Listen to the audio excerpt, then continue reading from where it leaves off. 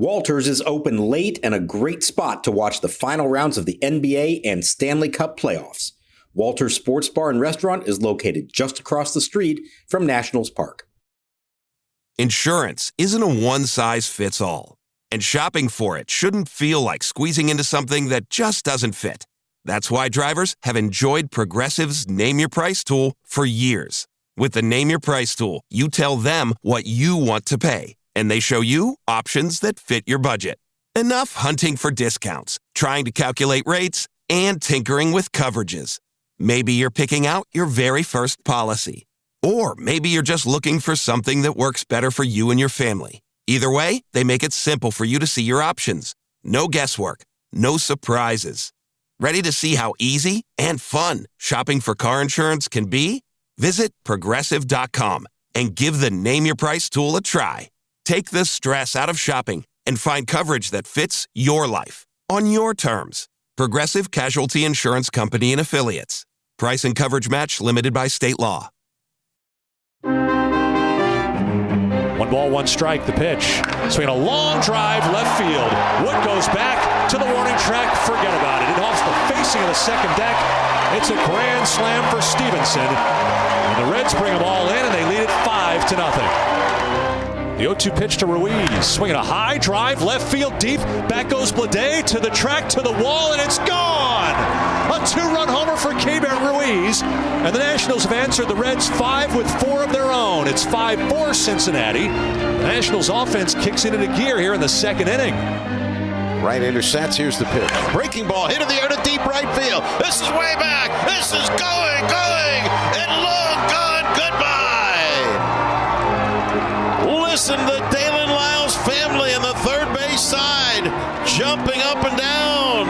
Bang! Zoom goes Daylen Lyle with his third home run of the last 2 nights. An extra inning, 2-run blast here in the 10th.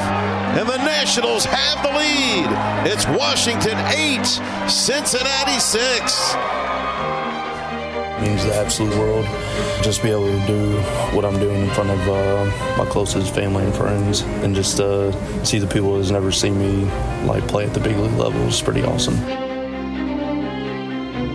And welcome to Nats Chat. I'm Al Galdi, host of the Al Galdi podcast. I'm joined by Washington Nationals insider Mark Zuckerman of NatsJournal.com. He is at Great American Ballpark in Cincinnati. You know, at some point in this season number 1 of a restarted rebuild, the Nats may well regress to what they were expected to be, but for now, the regression isn't happening. And you do start to wonder if we perhaps should alter what the Nats are expected to be. The Nats now have won 10 of their last 16 games, an 8-7 10-inning win at the Cincinnati Reds on Wednesday evening in Game 2 of a 3-game series. So this was a game in which the Nats overcame a 5-0 second-inning deficit. The Nats in MLB's 2026 regular season now are 21-22, a game under 500, 15-9 on the road versus 6-13 at home. This installment of Nats Chat brought to us by the DC Gray's annual fundraiser, Cigars and Curveballs, Monday, May 18th at Shelley's Backroom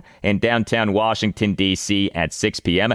Coming up later in the show, an update on the Nats AAA affiliate, the Rochester Red Wings, as we will hear from the voice of the Red Wings, Josh Whetzel. So the Nats on Wednesday evening allowed 5 runs in the bottom of the first, but then scored 4 runs in the top of the second as the offense yet again was good. Also good was the Nats bullpen. But here we are through 43 games. The Nats are a game under 500. The team started off 3-1, then lost 5 straight, and now is 18-16 since. The Nats through 40 games last regular season were 17-26 and in the midst of a 7-game losing streak. Long way to go, Mark, but things, as of now, quite a bit better.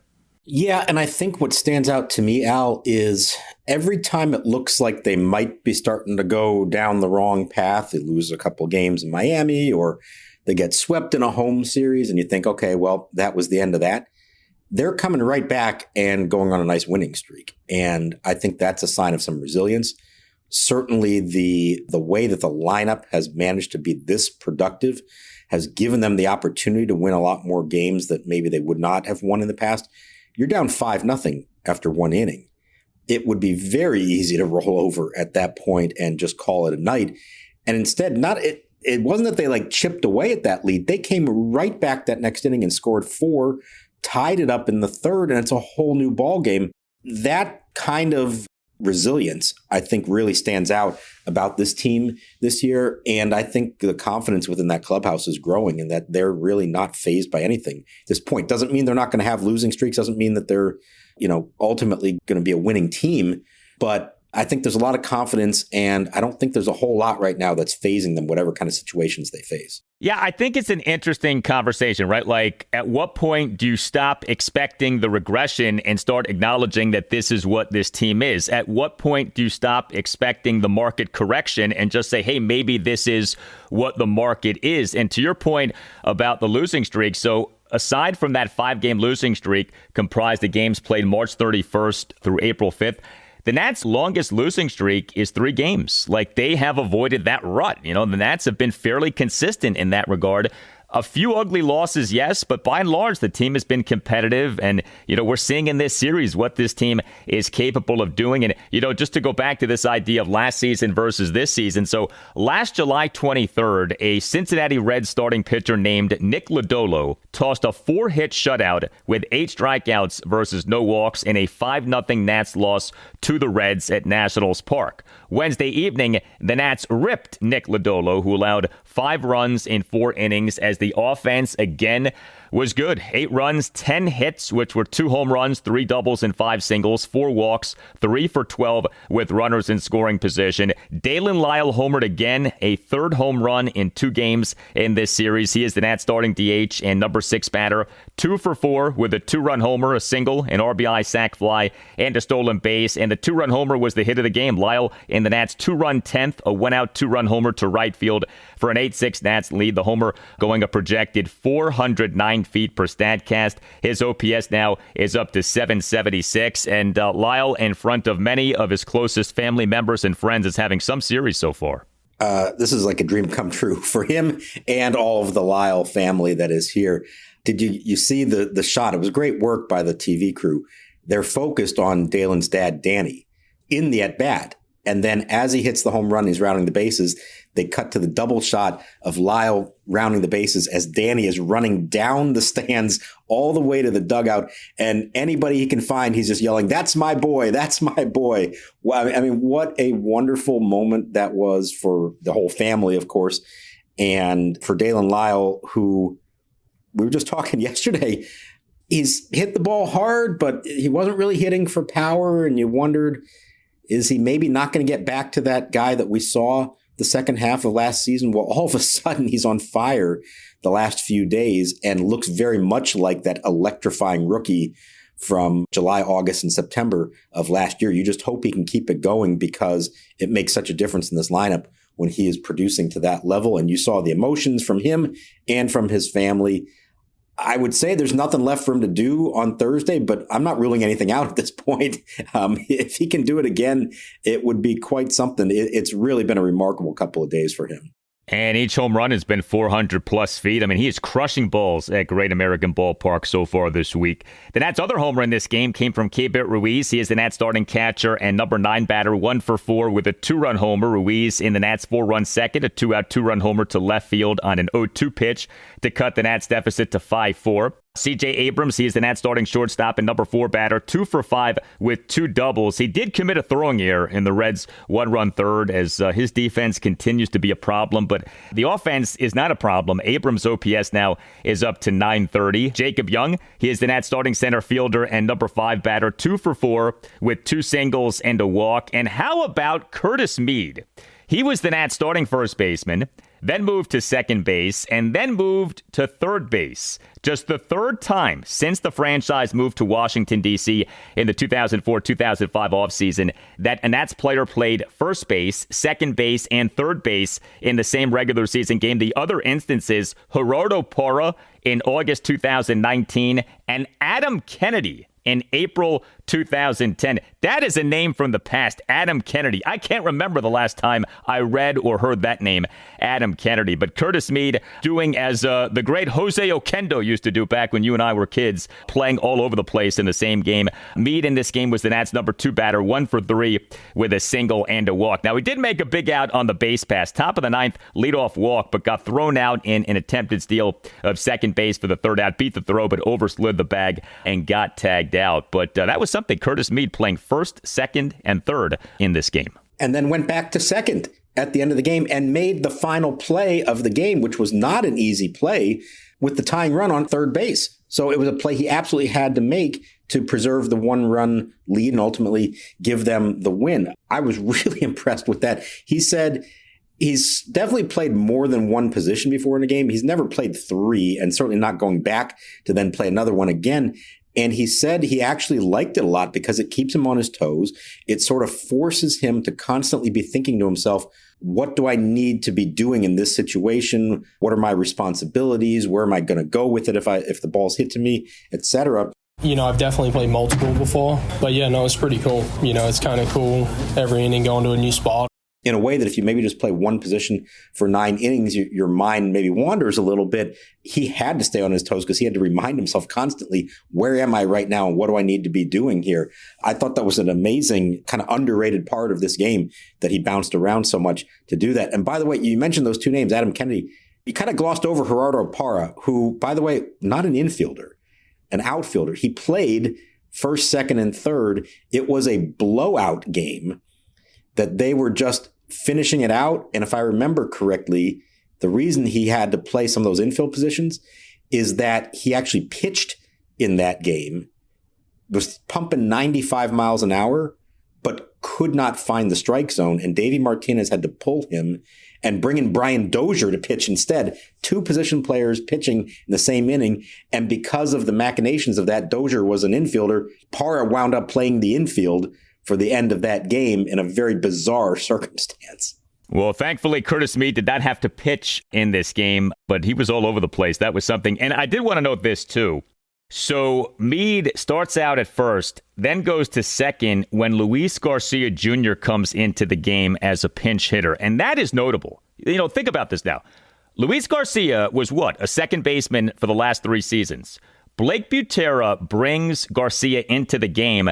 And yet, what does he do? He has Garcia go to first base and has Mead go to second base.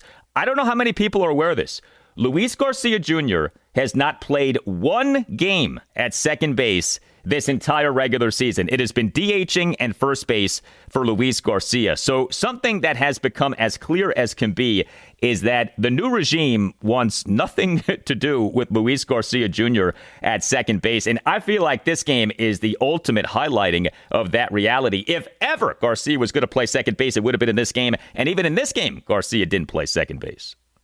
Right. Up to this point, you could say, oh, well, you don't want to move this guy over there, this guy over there. No, I mean, this was him pinch hitting for the second baseman. It would have been very natural just to go ahead and replace him there instead of moving Mead around. So that was the sign. He's not playing second base anymore unless it's some kind of emergency situation. It is clear that they view him now strictly as a first baseman. I also thought that was a real gamble by Blake Butera to pinch hit. It was only the 5th inning. And he wound up sacrificing defense. Like, Nunez is by far your best defensive infielder. And you've got 5 innings to go in a very close game.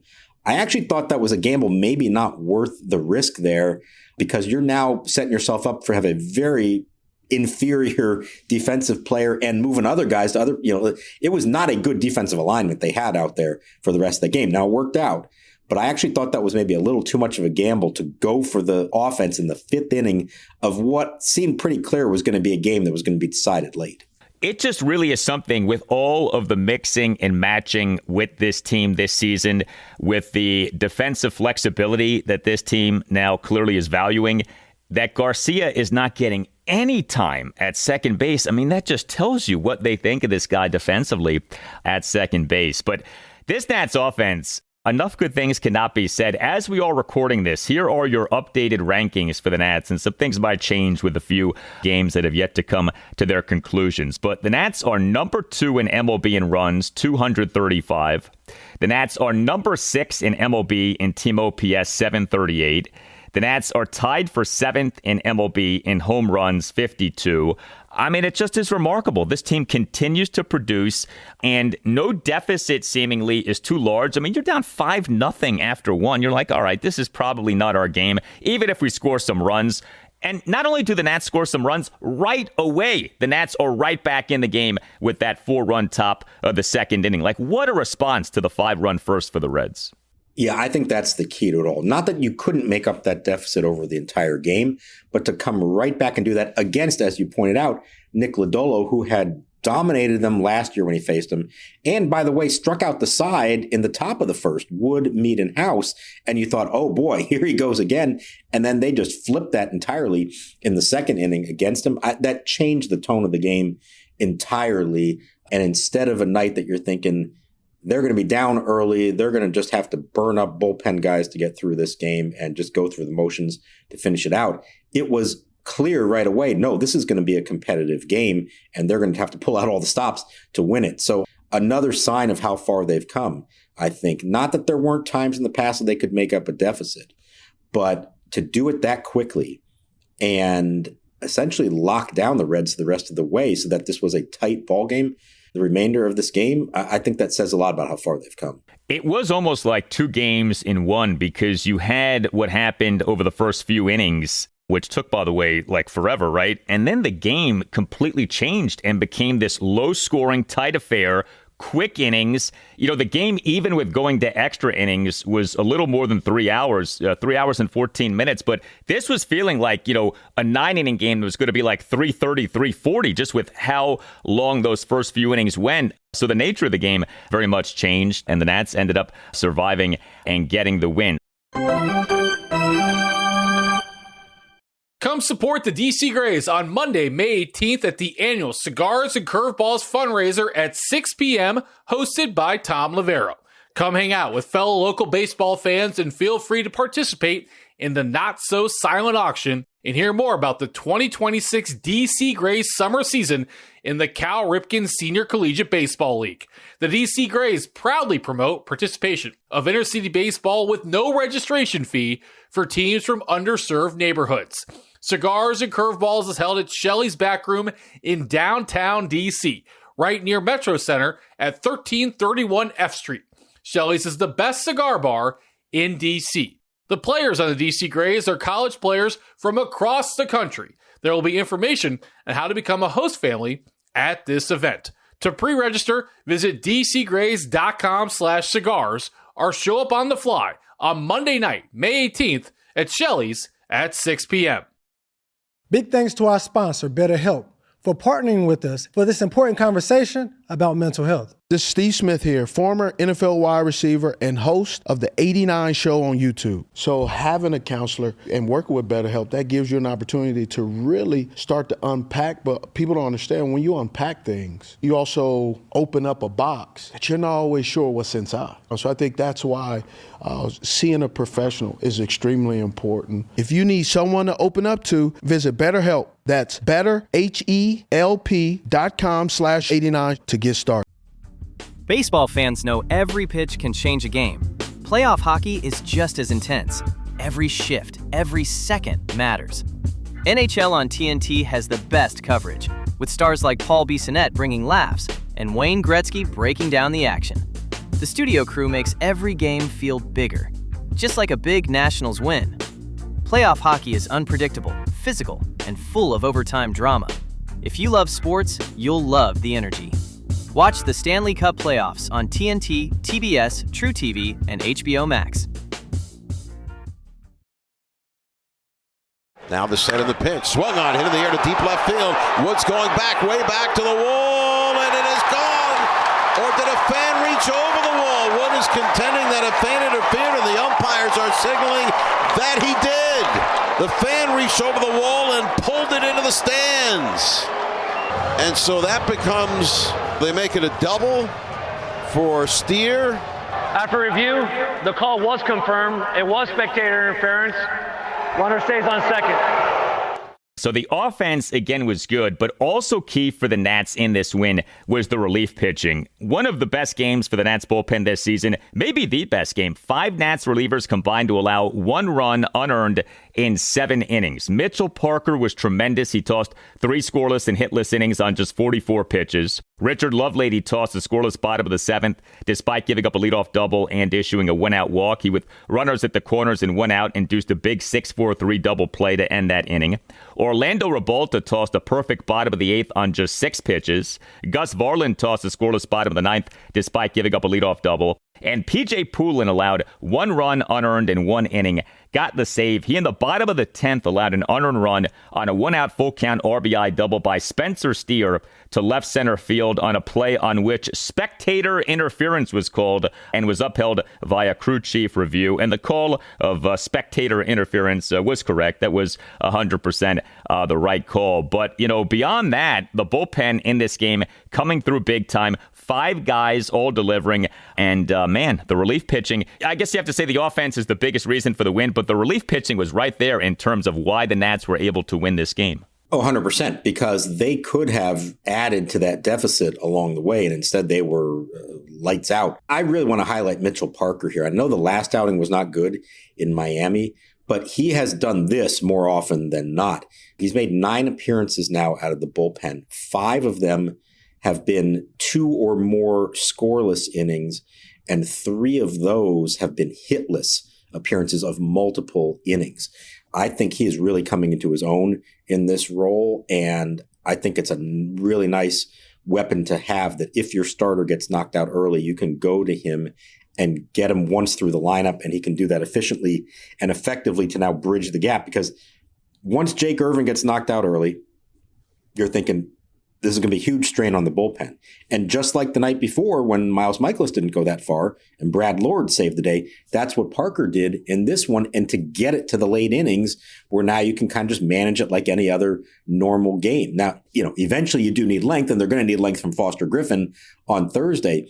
But what Lord and Parker have done has really salvaged some games that could have gone sideways against them. And I think that's really important to see that. And I just also want to compliment Orlando Rebalta, has very quietly turned into a dominant reliever and is being used in some high leverage spots. Think about what he was a year ago, where you weren't even sure if he's a big leaguer or not. He has really stepped it up to the point that Blake Butera trusts him in some of the biggest moments in games now. I mean, it was just a few weeks ago. He looks good in the series at Pittsburgh, gets demoted just because that's part of the transactional nature of things these days. Since coming back, he's been lights out. I kind of thought we might see Rebalta in that 9th, just 6 pitches to throw the perfect bottom of the 8th. What'd you think of that? Butera going to Varland for the bottom of the 9th. Yeah, I agreed there. I thought it was almost a foregone conclusion he'd come back for the 9th. I assume that had to do with who was coming up, and maybe they map this stuff out and they say, well, we want this reliever against this pocket of hitters, as Blake likes to refer to it. So I get that. Varland got in trouble with the leadoff double. He makes a nice play on a bunt.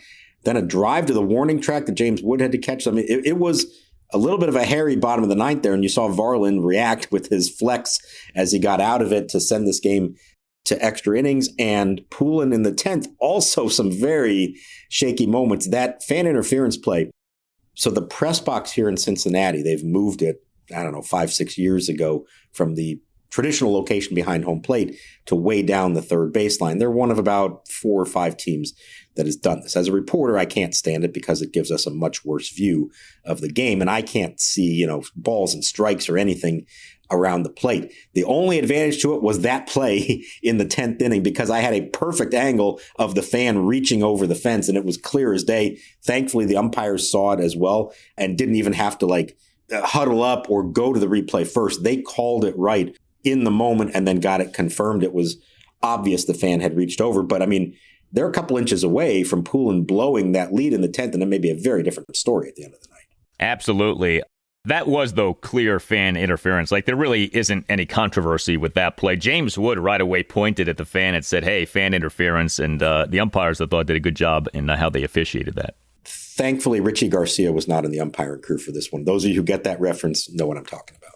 Well, the bullpen came up big, and the Nats needed the bullpen to come up big because the Nats starting pitcher in this game, Jake Irvin, was not good. 6 runs, 5 earned in 3 innings. He gave up 4 hits, which were a grand slam, a double, and 2 singles. He issued 4 walks and a hit by pitch. He did record 4 strikeouts, but he threw a lot of pitches and a lot of balls. 86 pitches, just 44 strikes versus 42 balls. He threw nearly as many balls as he threw strikes. Irvin, in the bottom of the first, allowed 5 runs on a grand slam, a double, a single, 2 walks, and a hit by pitch. The grand slam, a 2-out grand slam by Tyler Stevenson to left center field for a 5-0 Reds lead. And Irvin, in the bottom of the third, allowed an unearned run due to a 2-out throwing error by shortstop C.J. Abrams, who hurried to throw to first base in attempting to get a double play. So you look at Jake Irvin now, 9 games, all starts. The ERA is at 5.91. The whip is at 1.45. The strikeouts are up. Strikeouts per 9 innings of 9.49 was just 6.20 for last regular season. But, whatever with the strikeouts, man, the ERA is 5.91. Like, the results just have not been good. And, you talked about the good work of Brad Lord the previous game, Mitchell Parker in this game. It is too often that the Nats are asking relievers to come in early in games and eat up innings. Like, what is happening here with Jake Irvin, Miles Mikolas, and Zach Littell, this is quite a trio. Irvin's ERA is 5.91. Mikolas' ERA is 7. Littell's ERA is 6.94. It's one thing if you have one guy who's really bad, and we certainly have had that here in recent years. To have 3 guys, each at or near, or in the case of Mikolas and Littell, well beyond an ERA of 6, that's rough. And that's what we're looking at right now with this Nats rotation. Yeah, it's not sustainable, and I think they know that deep down. At some point, they're going to have to make a decision on one of those guys and be willing to call somebody up from AAA to take the spot. What troubled me about this one for Irvin, in that first inning, he's getting hit hard. Even the outs are loud outs. But he's on the verge of getting out of that inning with just 1 run. And he actually gets a strike 3 call and is like halfway back to the dugout when Spencer Steer taps his helmet and challenges the strike 3 call. They go to the ABS, they review it. It turns out it's a ball. And now instead of strike 3, it's ball 3. The at-bat continues. And what happens after that? Irvin walks him. Then he walks old pal Nathaniel Lowe after being ahead in the count 0-2. He walks him. The bases are now loaded, and he grooves a 91-mile-an-hour fastball to Tyler Stevenson for the grand slam. All of a sudden, 1-0 turns into 5-0. And I think that was really the biggest problem of it. I understand there's nothing he can do about that ABS call, and it was not a strike. It was the correct call to overturn it. But you've got to be able to respond to that better and not just immediately walk that hitter and then walk the next guy once you're ahead in the count and then groove a pitch for the grand slam. That, to me, was troubling that somebody like Jake Irvin would let the inning fall apart on him the way that it did. Whose grasp on his rotation spot is the loosest right now? Mikolas, Littell, or Irvin? Well, I think Littell, because of the contract, we tend to think, okay, they're going to have more leash there with him, although he has pitched out of the bullpen before, so that would be a natural move. Mikolas is the 37-year-old who has no future with the team, isn't making that much money, is not going to be in relief, so you would think he's the one to go first. But I will say this, Jake Irvin has options.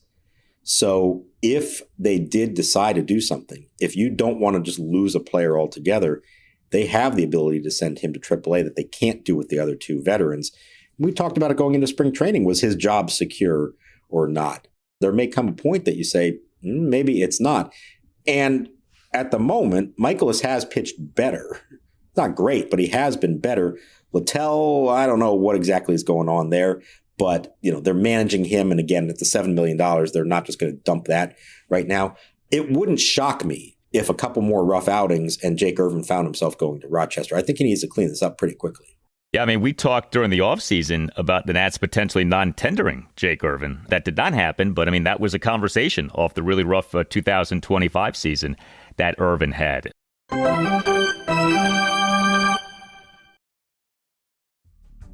Baseball fans know every pitch can change a game. Playoff hockey is just as intense. Every shift, every second matters. NHL on TNT has the best coverage. with stars like Paul Bissonnette bringing laughs and Wayne Gretzky breaking down the action. The studio crew makes every game feel bigger, just like a big Nationals win.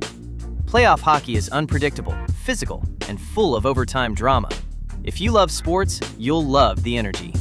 Watch the Stanley Cup playoffs on TNT, TBS, TrueTV, and HBO Max. Pulling ready. Kicks, he delivers the pitch, swinging a chopping ground ball toward the middle. Fielded by Mead in front of the bag at second. Throw to first, stretched by Garcia. Out is the call at first. A curly W is in the books. Reds checking the replay to see if they want to challenge the play at first. They will not. And the Nationals have won the series from the Reds here in Cincinnati. A curly W in the books. A thriller. Final score, the Nationals 8, the Reds 7. So the Nats with an opportunity here for a 3-game sweep. Game 3 for the Nats at the Reds. Thursday afternoon at 12:40. The Nats have listed Foster Griffin as their probable starting pitcher for the game. The Reds starting pitcher, Chase Burns. And we thank our good friend and loyal listener, Mark Masters, who emailed us the very similar, almost eerily similar stats are for Griffin and Burns so far. This on paper shapes up to be a really good pitching matchup. It is. They're very similar, at least in the performances so far. And Foster Griffin, look, if ever you had anybody on your staff that you think you could count on to provide some length after what you've seen the first 2 games, needing to use your bullpen, he's the guy you want. Now, it doesn't guarantee anything, of course, but I would guess that this is one of those games that even if he were to give up some runs, Blake Butera is going to let him go and get his 90 to 100 pitches regardless, because you've got to eat up some innings in this game. Now, hopefully they're quality innings, and they really have been for the most part for him this season. But I think there's a little bit of pressure on Griffin in this game to, at minimum, do what the first 2 starters in the series could not and get you through 5 just to save the bullpen. Because you've pointed out, they're just in the early days here of a 16-day schedule in a row. So they cannot afford for any kind of short outing from Griffin. Yeah, next scheduled off day for the Nats, not until Thursday, May 28th. You can hit us up on X at Nats_chat. You can find us on Blue Sky at Nats Chat Podcast. You can email us, natschatpodcast@gmail.com. This installment of Nats Chat is brought to us by the DC Grays annual fundraiser, Cigars and Curveballs, Monday, May 18th at Shelley's Back Room in downtown Washington, D.C. at 6 p.m. For Mark Zuckerman, I'm Al Galdi. We thank you for listening. We'll talk to you next time on the Nats Chat Podcast, and we'll leave you now with an update on the Nats AAA affiliate, the Rochester Red Wings, courtesy of the voice of the Red Wings, Josh Whetzel. And Dylan Cruz at second base. The 1-1 swing and a fly ball to deep right. Back goes Carlson. Looking up. It's off the very top of the wall. Cruz will come around third. He will score. It's a long RBI double for Yo-Yo Morales. And he's 3/4 of the way to the cycle. 3 for 3. Matt Leakroyd thinks that was over the fence. I think it was too. And the umpires are going to get together on this one. Yeah. This might get turned into the second homer of the inning. It was close. It came off harder than you would expect off of the wall. Yo-Yo's home run to begin the inning went to dead center. That's a home run. And now Morales will get to circle the rest of the bases. Something that has not happened in a long, long time for a Red Wing. 2 homers in 1 inning from the same player. That doesn't happen much anywhere. All right, time for a little Rochester Red Wings update. And offensively, the hottest Red Wing remains Yo-Yo Morales. The former second-round pick out of the University of Miami has strung together back-to-back 3-hit games with a home run in 2 of those 3 games. He's hitting .382 in May and overall batting .339 with an on-base percentage now of .430, a slugging percentage of .551, an OPS of .981. He is in the top 10 to 15 in the league in all of those categories. He also has a team-high 7 homers, and he's tied for the team lead in RBIs with Abimelech Ortiz with 22 runs driven in. Outfielder Christian Franklin has been hot, hitting safely in 6 straight games. He has homered in 3 of the last 5 ball games. On the year now, Franklin's hitting .267, and with a team-high 25 walks, his on-base percentage is up there at .392. And his fellow outfielder Dylan Cruz has hit safely in 6 straight games, 9 of 10 in May, and quite frankly has hit into a lot of bad luck lately with some hard lineouts. He's hitting .250 for the year with 4 home runs and a .738 OPS. On the pitching side of things, hard-throwing right-hander Luis Perales earned his first win as a member of the Nationals organization on Tuesday, pitching 5 no-hit innings against Lehigh Valley. Although he only struck out 3 while walking at 4, he did throw a season-high 78 pitches after he had thrown 76 pitches in back-to-back starts before that. Sunday, Riley Cornelio had a very good start in Syracuse, pitching 5 innings. He allowed a couple of runs on 4 hits, didn't walk anyone, though, and struck out 8. He got 19 overall swings and misses in the game, a ton of swing and miss on his slider. He got a swing and 19 sliders on Sunday, and the swing and the miss on that slider on 15 of them. So he really had a dominant slider working on Sunday in Syracuse. And another pitcher to mention is right-hander Chandler Champlain. He's a former Yankees and Royals farmhand whom the Nationals signed right before the season after the Royals released him. Champlain is 3-0 right now for the Red Wings with a 3.09 earned run average, and he's only allowed 22 hits in 32 innings. This is Josh Whetzel with your Rochester Red Wings update. Here's the 1-1, and that one laced fair down the left field line. 2 runs will score easily as Dylan Cruz has driven in 4, and the Red Wings have opened up a 10-7 lead.